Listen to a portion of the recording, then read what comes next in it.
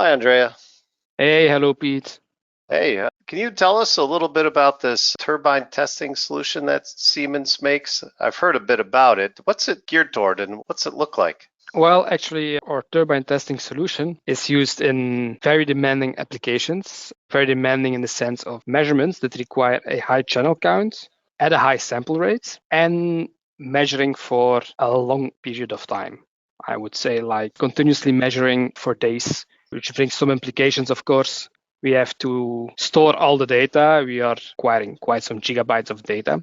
I see a jet engine over there. They commission jet engines over days and days. And is it like thousands of channels at like 200 kilohertz sampling? What type of stuff? Yeah, indeed, thousands of channels. We there have the flexibility to add recording systems as we need. So before we start a test, we can configure our system with the recording systems we need, and each recording system can go up to 92 or 96 channels at 204 kilohertz sampling rate, which is the physical limit of our recording device.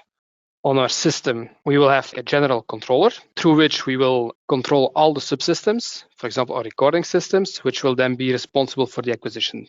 And so it's distributed among multiple SCADAS data acquisition systems, but all the data is going to be put on that network drive in the end, all time synced is the idea?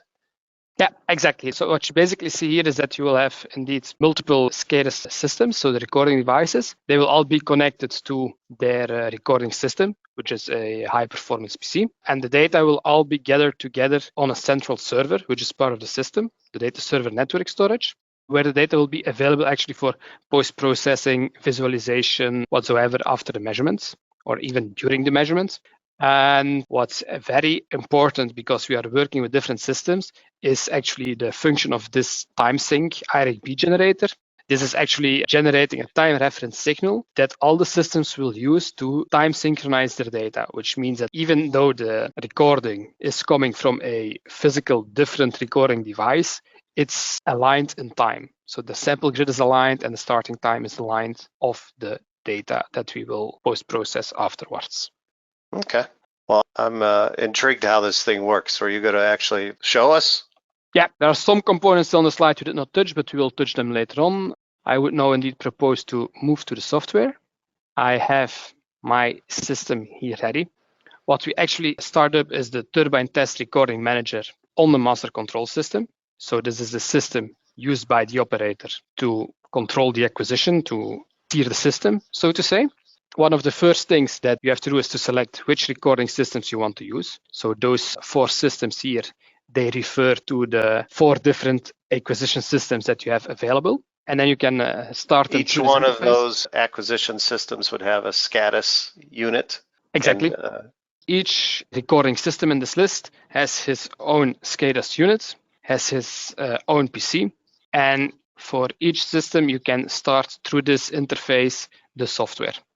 Now that they are started, we can have a look at them. So through remote desktop, for example, on the master control system, we can go to the first acquisition system, which in the meantime is booted. And then you will see that it will start up in the channel setup configuration mode, where you can actually define for this system all the channels that you want to use for the acquisition, enter their properties like a point ID, a channel group, and the conditioning modes for the acquisition together with sensitivities, etc.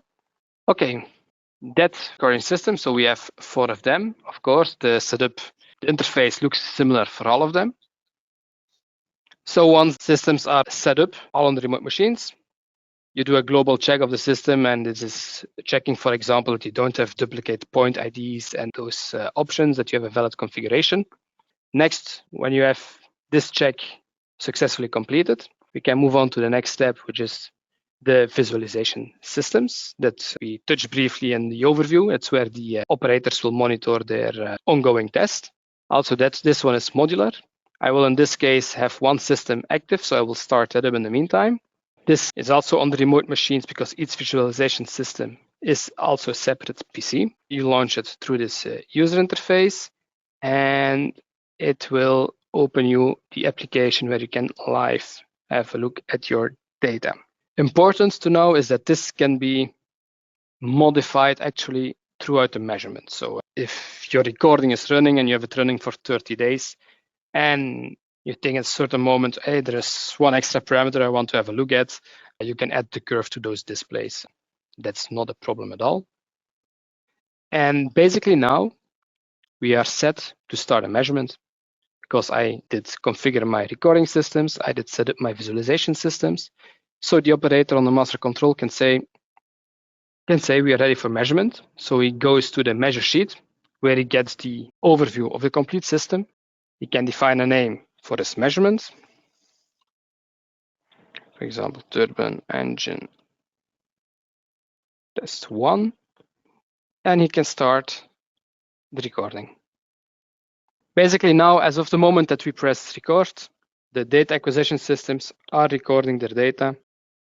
Yeah, I see it says recording there as the status. And I guess it's also telling you how much time is remaining based on the available disk space on both the server and the local recording stations. Yes, you get two statuses, like a global system status and a measurement status. Now it's recording. And you can see that recording is running for 45 seconds for the moment, and that on the server we still have a room with this specific configuration to store 32 days of data. Once the operator did start the recording and it's running, he still has the control through this interface, and he could, for example, he could pause the measurement, or he could break it. So break to say really stop the recording, so my test is finished. You always get a warning message to confirm that you want to stop the measurement. You do that, the system archives the latest data to the server, and it puts himself back into a ready to measure state from which you could start your second recording.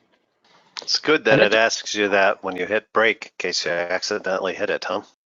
You could actually it's just one button to stop the measurement.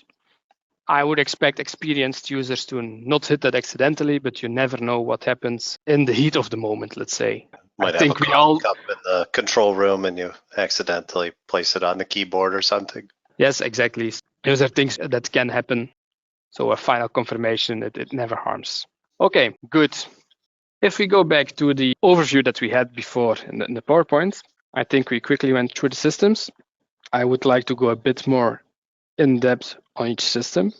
We have the master control system, and as mentioned already, this system will be used to control all the different components of our acquisition system. So the recorders, visualization systems, the server. So everything is operated from one single system. Yes, exactly, Pete. So the complete acquisition system or the chain of acquisition systems is operated through one PC, one interface. So basically what happens is that the operator says, so my test setup is ready. He starts the visualization systems from his control system. And from then on, every engineer, every analyst can configure his visualization system the way he wants. It has no influence on the measurement itself.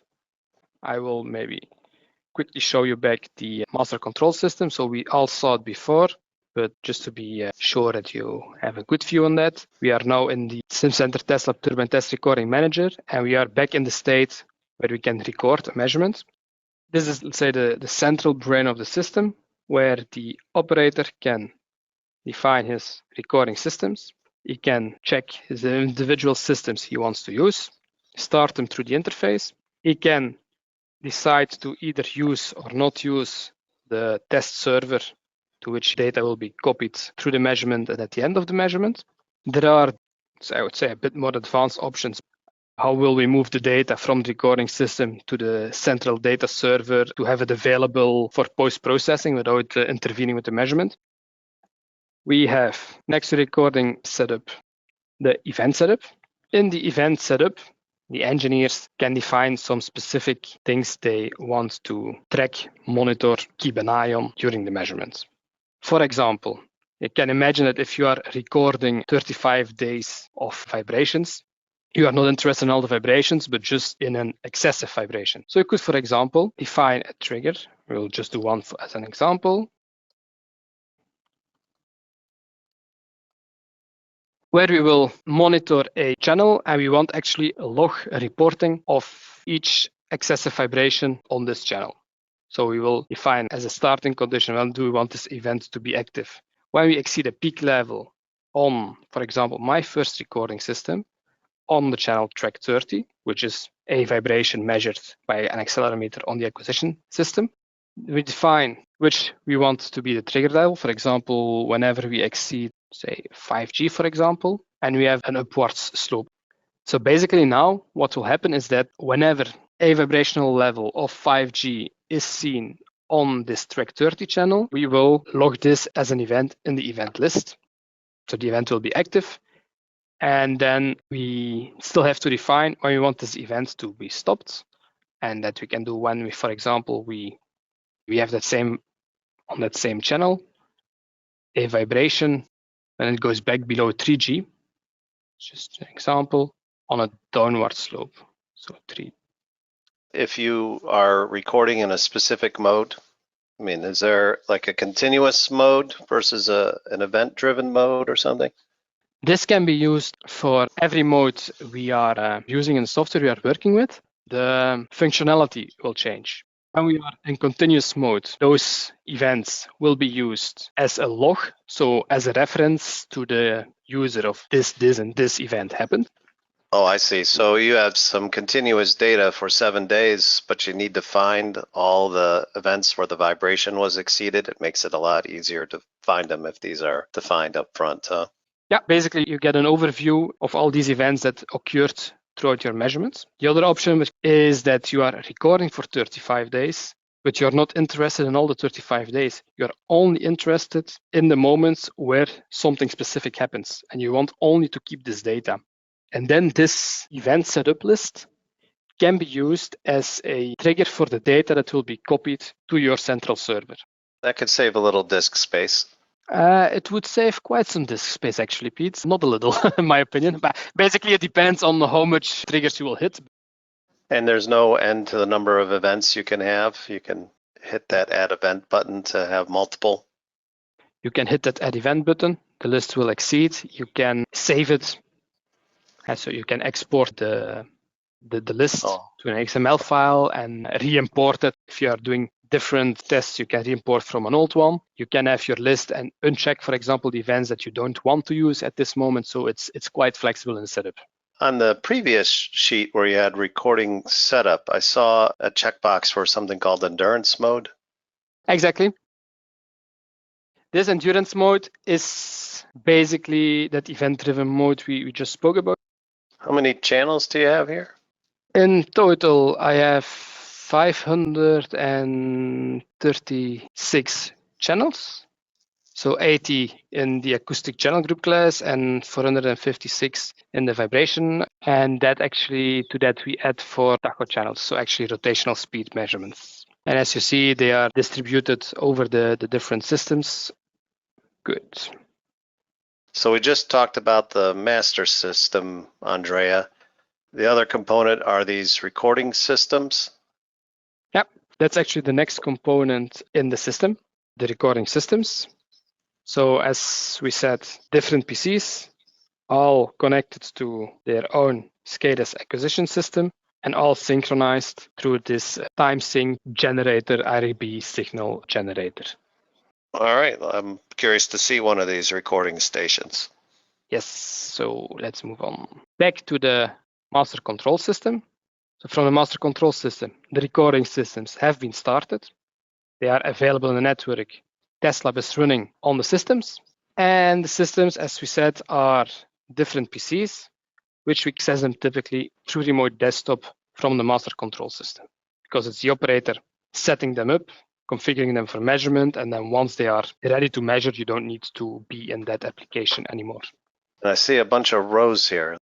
Each row is an acquisition channel on our SCADA's measurement system, and you can set the point name, the identifier of your channel. You set the properties of your sensor, the measured quantity together with the sensitivity rates.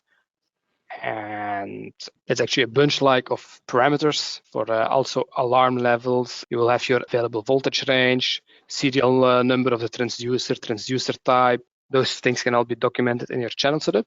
And if you needed to change the unit of something, because I see you have strain and acceleration there, is that hard to do? That's just a drop down actually. So based on the type of sensor that you have connected to that channel, you define its quantity. For example, connect the accelerometer to this channel, measure quantity acceleration, and then you can define your sensitivity either in millivolt per G or millivolt per meter second squared or per inch second squared.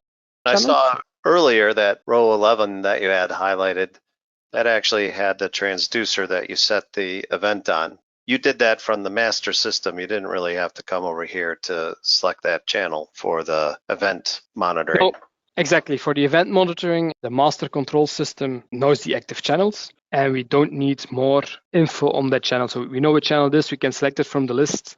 And if we would like modify it here in the recorder, the changes passed on to the master control system, so that list will be updated as well.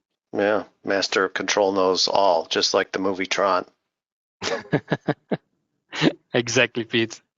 And then you also set up the sampling rate here too, or you can? Yeah, so actually... or can you do that from the master control or from here? You can do it from both. So either move here to the acquisition setup, where as the word of the sheet is saying itself, you are configuring the acquisition, where you can put the bandwidth for the system. This view can additionally be used by the operator to scope through his channels to eventually detect any issues in the instrumentation of the system, loose cables, no reaction of a sensor, the general measurement setup issues. Okay. Back in the channel setup, I noticed one other thing. In the upper right, there's a clock sync setting. Is this where you tell the system that it should get synchronized by that iRig? Yeah, so the time sync signal or the IRIB signal. Yeah, without going too much into detail there are different standards on how the signal is formatted and how the signal is sent to the acquisition systems. And here actually you can select in which standard you're working. So we are now using on our system, we have a analog output for the IRIB signal, but you have as well the digital output, and that you can flip here. Last but not least, because I discussed the setup of the dynamic channels, you see that in the setup we also have tacho channels, so rotational speed measurements. Tacho is short for tachometer. Exactly, tachometer. In this setup, we are simulating a tacho channel by a pulse train, which means that, like, for example, like with an optical encoder or a magnetic pickup or those kind of transducers, you get a pulse every time your rotational encoder is passing by the sensor. And that can be set up by means of a number of pulses per revolution and the trigger level, and that we can do in the tracking setting. Oh, that's kind of nice. You can, that black line is the trigger level, and you can move it up and down to set the... Exactly. So you can move with the black line for the trigger level. You will see it will modify it here in the settings live. And then you can change the pulses per revolution here, which will then modify, or say, recalculate the calculated RPM value based on the pulse train. Good, and you can use this in the event area too, if you wanted to start when the engine hits a certain RPM or whatever it is. Exactly. You can use that in the event area as well to, for example, at an event where your start condition is on the tacho for my first recorder, for example, when we hit a rotational speed of, I would say, 2000 RPM, going up, and close that event when we have a rotational speed of, for example, 11,000 RPM. Up.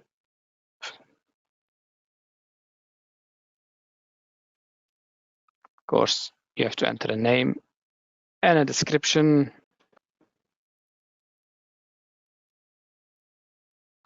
The description is not mandatory, but the name is mandatory to have a valid event, else you'll not be able to proceed. Cool. Cool. Say, I would quickly move back to the presentation. So we discussed about the recording systems and the time synchronization. You have the data server and network storage. So as we briefly touched that one already, it's a server in this system, which is used as data storage, and from where the data is moved during the recording from the recording systems to there to be stored, to be available for post-processing and to act as a kind of archive for the system as well. On the master control, the test recording manager, that's here where you have test bench servers, where you can define if you want to use this archiving functionality, server backup functionality, yes or no. If this is not active, so we can deactivate that, the data will be kept locally on the recorder machines because it cannot be moved to the server until the disk is full. And it also tells you how much room is left on the server. Yes, so when you activate the server, you get this in the detailed setup, and then actually you see the available space still on the disk. So it's roughly 15 terabyte, and we still have 10 tera available. And for the setup, which is defined here, we would require a disk space of 312 gigabyte if we would record this setup for an hour. Okay, cool. We can play here with the recording time, and then say if you estimate to record for 2 hours, then yeah, okay, the required disk space doubles. That's how the user can get an estimate of what he still needs for the setup that he configured. You also have the maximum recording time on the server and on each system, which is still available. That we said about the data server network storage. Of course, we did not speak about that yet, Pete, but it's logic that as all those systems are communicating, we are moving around quite some data. All those systems are connected through a data switch, a network switch, and through a LAN network. Next element in the system setup is the visualization systems. So as we said before, they can be used by the operator to monitor their ongoing tests. So monitor the channels that are being measured during the test. Those are separate workstations. Each workstation has its own screen and can be configured individually. As with recording systems, you have to launch them through the master control system in the visualization setup sheet. So from there, you select which visualization systems you want to use. Typically, it's all different systems. Select the checkbox, and you click Start Visualization System, and then from this, on each remote system, it will be opened. Once the application is up and running, it will by default start in the monitoring tab, where you have your traces available. That looks fancy. Yeah, so if an operator's sitting here watching their data, could they, like that spectrum in the middle, could they look at that in displacement if they wanted to? Yeah, sure, Pete. That's an option of the display. I will just take the duplication of this sheet, and we have them side by side. And you can just go through the options of the y-axis, do a double integration, uncheck the limit. I say put the limits to 3 because they were fixed. Oh, and now it's in displacement, and that's properly. The math is done properly. I see it's in millimeters. What if I wanted to see it in, I don't know, centimeters? Then you can just change the units, and it's rescaling that the axis. And if I wanted to put a cursor on myself, not have these automatic cursors?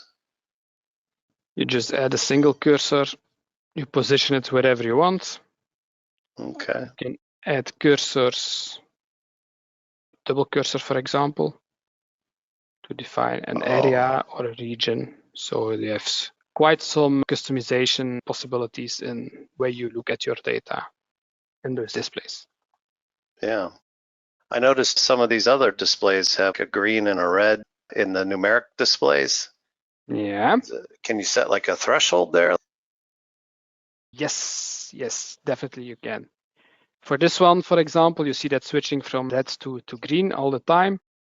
I put like a minimum warning level, which at 3000 RPM, it's giving me an orange color.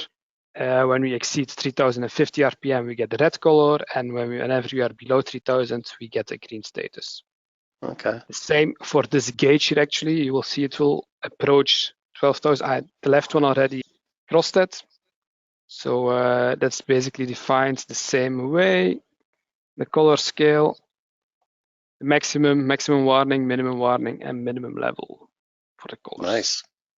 Gives actually an easy view to the operator or engineer of whatever his data is doing, his device is doing.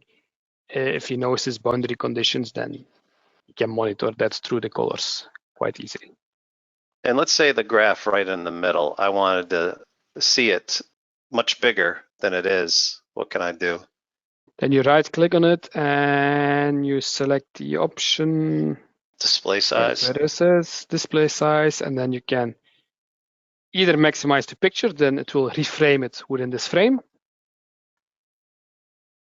Restore, or you can maximize it and then it will go to a full screen view. Okay, let's maximize the picture. I had another challenge for you, Andrea. You had another challenge for me. So let's go back. Yeah, Maximize the picture. because this is cool yeah. stuff. If I wanted to see this spectrum overlaid with another live spectrum, is that possible? Sure. That's How do you do that? actually the flexibility of the visualization system. You go to Data Explorer here. Yeah. Then you go to Online Data, which is actually a list of all the data you have available currently coming from the systems. And we are displaying a frequency spectrum, so we look into the category frequency. And then you have a list of channels that you can just drag and drop into your display, and it will overlay them. Oh, neat. And in fact, there's all sorts of things there too, like histories, order cuts, color maps. I noticed you had some other tabs up there, so you can have like different views pre-set up. Yes, for sure. Maybe before we move into that detail, Pete, because the attentive user will have noticed that we just have a short list here, whereas we said we have 536 channels defined. How is that possible? We only see so little. Basically, that's still a setting in the Visu, which is channel setup. It's called channel setup as well. But this channel setup is not affecting the data you are recording. It's affecting the data that you want to see on this system. Which data do I want to be streamed to this specific monitoring system? And that the user can enable and disable through this list easily himself. So you will see I have only few channels because I don't have all the channels connected on my system. Only the channels which I was interested in, I enabled them, and that's the only channels I'm seeing.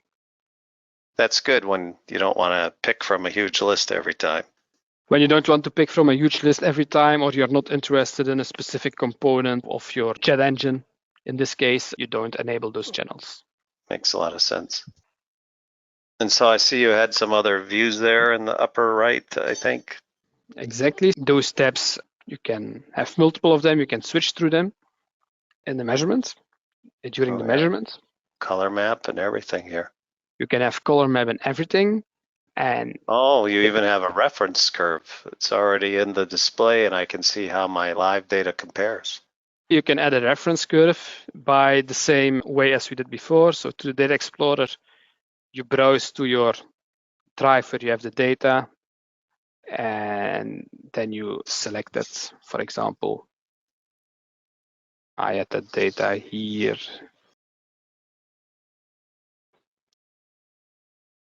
You can just drag and drop the reference curve in it, and you will have it available. So it's as easy as that. Do cursors, like frequency cursors, work on the color map display too? Yes, sure. You can add cursors here as well. You can add cursors in 3 dimensions, being X, Y, Z on the color map. Double cursors, harmonic cursors. You can all add them the same way as used on the 2D displays. That's not a problem. Nice. Work as well. And when you say color map, or at least people that typically say color map, they also think about orders and frequency cuts. That's also something which can be done in this live visualization system. So when you hit the All Settings button, you can define some frequency cuts. For example, resonances that you'd expect. So you see it in the color map, resonance kindish thing at 430 and around 750 Hertz. And we see some order phenomena. So we also defined some order cuts. So that's an extract based on a Tahoe channel. And then this data can also be drag and dropped into a display. Here, for example, I made like preliminary setup where you can see the contribution of the different orders relative to each other. See how important they are relative to each other. Of course, through the Data Explorer order codes, you can add them and you get them for other channels as well, in case you would like to change this in the visualization. Looks pretty cool, isn't it, Pete? Oh yeah, very cool.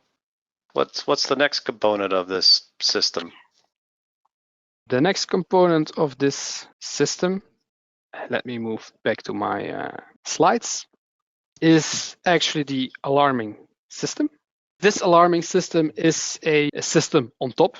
It's not necessary for the correct functioning of the acquisition of the data, but there are applications where you don't want your test specimen to exceed a certain vibration, exceed a certain boundary condition. And this can be monitored through the alarming system. This alarming system will, at a specific moment, say, hey, we are exceeding a defined threshold here. That's not good. And it can actually, when it's connected to a test bench controller, which is then typically an option available, it can send a signal to the test bench controller to stop the test or to shut down the engine or to give a warning there to the operator to warn and look, we are exceeding certain thresholds here. That's not good. But yeah, that's almost like an independent system, huh? But it can be tapping into the same channels that are already being collected for the data collection. It's actually based on the channels that are being measured. It's making a judgment and passing on this information to the controller. All right. Good. And then I think, Pete, if I'm not wrong, I covered all the blocks in this diagram. We went through the different blocks, the setup, we performed the measurement, and we checked how we can, during the measurement, visualize the data. There's still one quite important topic, not related to the acquisition system, but related to the measured data that we did not cover yet. And that's, once I have my data, I would like to post-process it, to have a look at my data, to do whatever kind of analysis on it, because that's in the end the goal of our data. I was about to say, Andrea, leaving that out, that was actually the whole reason we do all this data acquisition. It's actually the most important part. I guess you left it for last here. Of course, the last, the best thing. Eh? We always have to put the cherry on the cake, we say here in Belgium. So let's have a look to that eventually, Pete. And I was even thinking that, and maybe you'll cover this, that's a lot of data. So do you have to like download that data in order to analyze it, or how do you manage such a big set of data? Maybe you'll clarify that as you go through. I will clarify that. Spoke already before, if we have we saw in master control, if you measure for an hour, you have 300 gigabyte of data. It's not easy to transfer that just through a USB stick or whatsoever. That's why the server is in the network and we access this data by network connections. Typically, this post-processing system is a system where you have SimCenter TestLab on it with the capabilities of processing data, and that's in the same network as the acquisition system. Let's now make the abstraction or the assumption that we want to post-process some data. What I do is I go to my SimCenter TestLab installation and I open the desktop application. So let's start that up. And then we have the time data recorded. So we basically go to time data selection, where we can select our data source to be a TBT measurement, where TBT, I'm not sure, Pete, we talked already about that, but TBT is just the abbreviation of turbine testing. Makes sense. TBT, turbine testing. Turbine testing, we use that throughout software as abbreviation. You can browse through your measurements. And then, as I said, it's all through the network. So we typically make sure that we have a map drive available where the data is accessible. And we see here the turbine engine test that we performed before. You can select that folder, add it to the list, and you load the data to your data panel here, to your data set. So you've seen it took some time because it's transferring it through the network. It was pretty fast though so far. The reason it's that fast, Pete, that's good for our users to know, in my opinion as well, is because those traces are based on low sample overview data. So to make the data more easy to handle and for a user to make comfortably selections, we only show them in this specific part of the software, the low sampled trace of the detailed recording. Oh, low sampled. Even if you have highly sampled data, couldn't I be missing my maxes or something? No, I don't see any risk for that, Pete, because as you see here in the footer actually of the curve, it's a time peak trace. So we are keeping track of the peak during the time frame when we make this trace. This trace is completely in parallel to the high sampled data trace. Just meant as an overview visualization aid that can help me as a user in a fast way to find the data I'm interested in. It's a lot of sense. You don't have to transfer down gigabytes or gigabytes of data to the local PC to find the part you want. You can use this turbine test overview, peak overview, to find the data that you're interested in. Can then, for example, indeed find here your vibration and combine that with the status RPM. Say, hey, I'm interested in this chunk of the data. You select it just through the interface. So we selected 34.6 seconds of data. And basically you say, I'm only interested in this channel, this channel, this channel, this one, this one, this one, and this one. So that's the channels you are interested in and you would like to post-process. Then you select the button duplicate channel segments into a new measurement. Give it a name. And you save that, you create that measurement actually. And now it actually looks a lot higher resolution. So you pull down just the subset you're interested in very fast that way. I didn't have to open up the gigabytes. I got the subset I needed. Exactly. You did not have to transfer all your 536 channels. You just did it for the 7 channels we selected here in the list. And you pull down for those 7 channels only for those 34 seconds. We can now move on. Either we save this data set and then you can save specifically those downloaded channels as a new run in our software and then you have them available locally. I will not do that for the moment because I don't need them. But what I would like to do is to make a color map for my different vibrational channels because we saw them live in the Visio, but we don't have them, of course, in this recorded data, and I want to look at it a bit more in detail. I will just track them on time, 30 seconds. I think a resolution of 5 Hertz for the first analysis. It looks fine to me. What I want to see is I have channel groups and I'm interested in the linear outer powers and peak reference. So I will leave those settings by default. And eventually here, as we could do in the Visio as well, you can also define some order cuts. So like, for example, I'm interested in order 1, 2.5, and 4, for example. These are vibrations or strain that are 1x, 2x, 4x times your rotational speed. Yeah, where the frequency of the phenomenon displayed is indeed x times your rotational frequency. Okay, I'm just narrowing down a bit the bandwidth because I find it a bit too wide. Okay, that's fine. And then you hit the calculate button. Your measurement is being processed. And here in your result folder, you can browse to your processed channels and you have your color map as we saw during the live view as well. You can zoom, you can put cursors.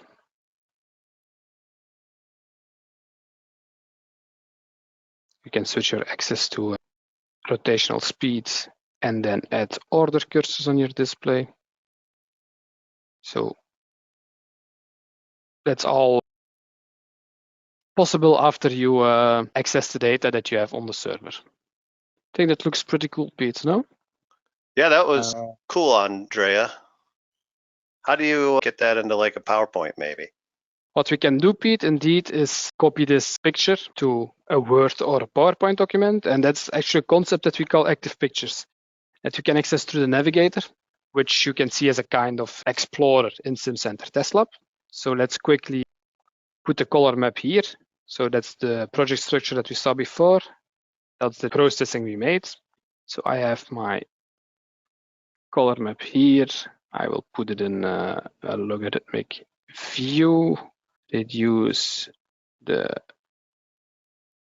displayed frequency span, maybe even a bit less, like that, like this. And then actually in the options of this color map, you can say copy as active picture, embed the data to put the data in the active picture itself.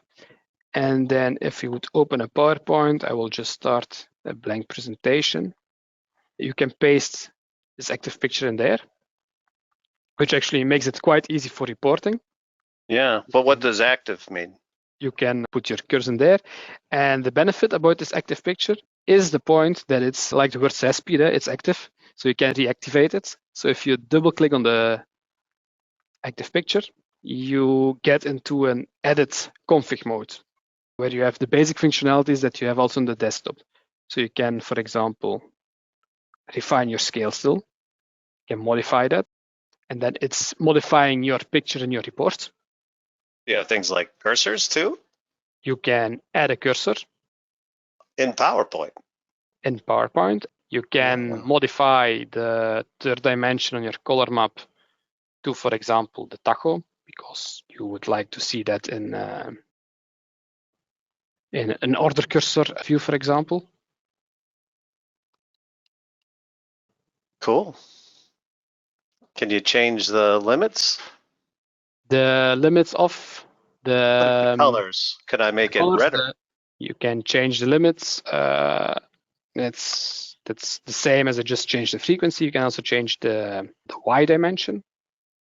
Well, there's a little red, but you know, I want panic in the organization, so maybe make it 0.